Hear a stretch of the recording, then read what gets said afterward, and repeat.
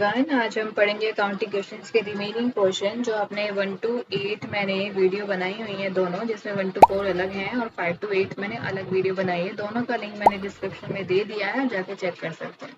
Okay, तो video को start करते हैं। ओके, तो क्वेश्चन नंबर 9 में आपके पास दे रखा है, if the capital of the business is 1,20,000, okay, and outside liability are the 20,000, तो you have to calculate the total assets। तो total assets means assets will be equal that liability plus capital, ये होता है, हमें पता है, ठीक है। जिसमें आपको assets you have to find liability is given to you which is 20,000, ठीक है, and capital is also given to you which is 120,000। Okay, तो दोनों को आप प्लस करेंगे तो आपके पास क्या आ जाएगा, टोटल एसेट्स आ जाएगी जो कि आपकी आ जाएगी 1,40,000। That is your answer. Okay, this is a question number 9।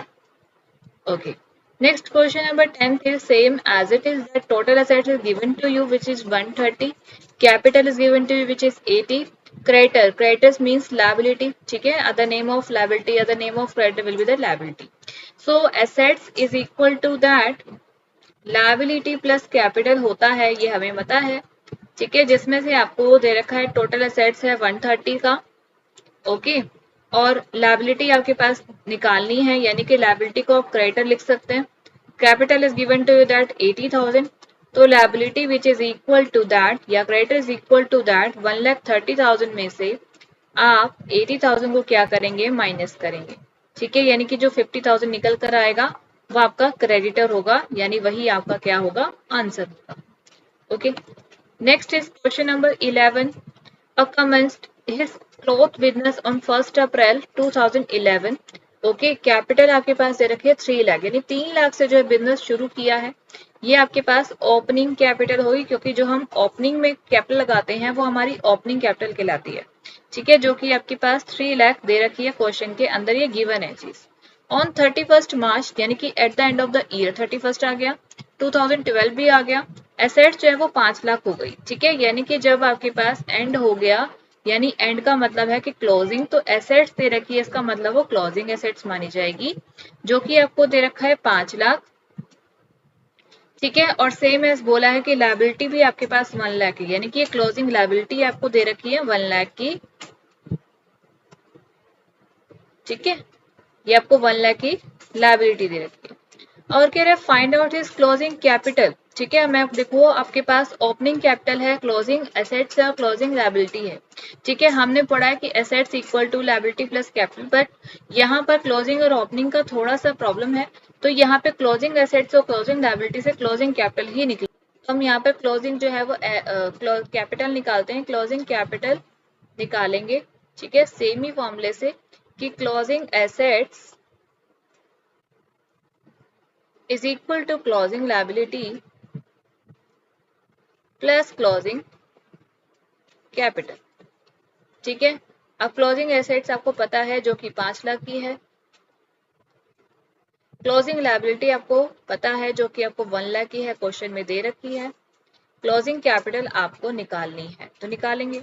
तो 5 - 1 जब आप करेंगे तो यहाँ पे आ जाएगा 4 लाख रुपीज, ठीक है। और ये 4 लाख क्या निकला है, ये निकला है मेरा क्लोजिंग कैपिटल, ठीक है।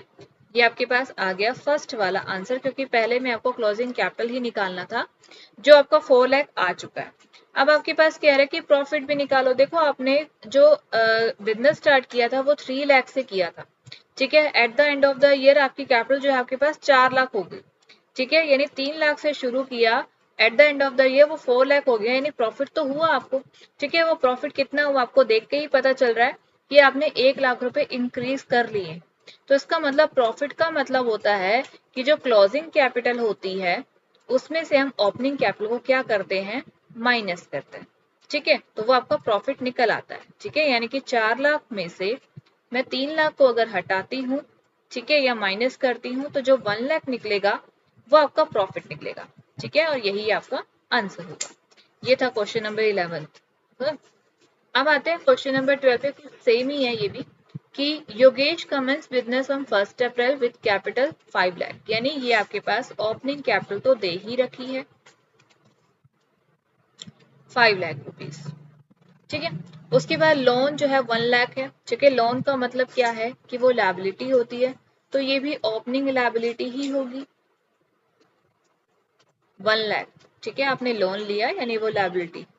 31 मार्च को क्या हुआ, एसेट्स आपकी 8 लाख हो गई, यानी कि मेरे पास क्लोजिंग एसेट्स हो गया मेरे पास 8 लाख रुपीस, ठीक है। अब मुझे क्लोजिंग कैपिटल भी निकालनी है और प्रॉफिट भी निकालना है, ठीक है।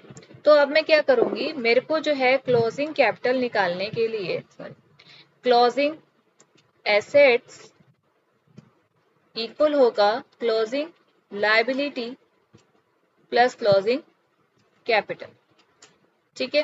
कैपिटल मुझे चाहिए, एसेट्स मेरे पास है, कितनी है वो 8 लाख की, तो मैं यहाँ लिख दूंगी 8 लाख।